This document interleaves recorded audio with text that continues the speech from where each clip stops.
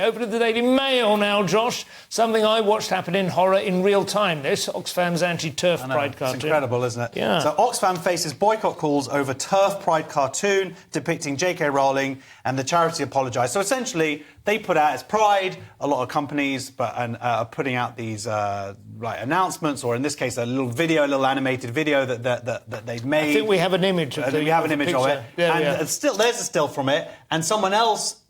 it says preyed on by hate groups online and offline, and that is JK Rowling there with a badge saying Terf. And that's a picture that someone's taken an image from her at a premiere, and they've replaced what she was wearing, a poppy at the time. And one of the other pictures is apparently Andy No, who's a friend of the show. Vietnamese-American guy, and that's, you know, a deeply racist depiction of him. Absolutely. So they've just put this out there, and of course, because they think they're virtuous and that they're on the right side of history, they can say whatever they want about anybody. Yeah. But of course, that's slander.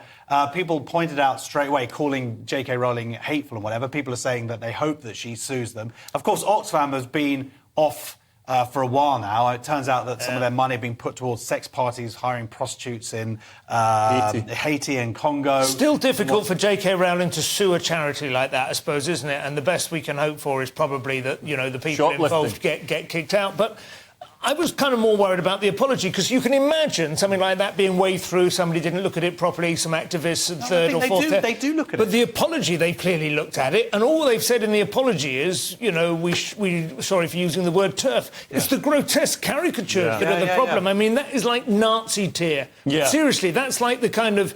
you know, the caricatures of the eternal Jew and stuff that were done to make you feel a kind of visceral hatred for those people. And the amount of hatred that she has received, and death threats and rape threats over the years. This is a woman who has donated so much money out. She's donated herself out of being a billionaire. She is a good human being, and she's standing up for women's rights. And this is what she gets. And people see this stuff, and it's coming from Oxfam, a charity that helps the world, that helps some of the poorest people in the world.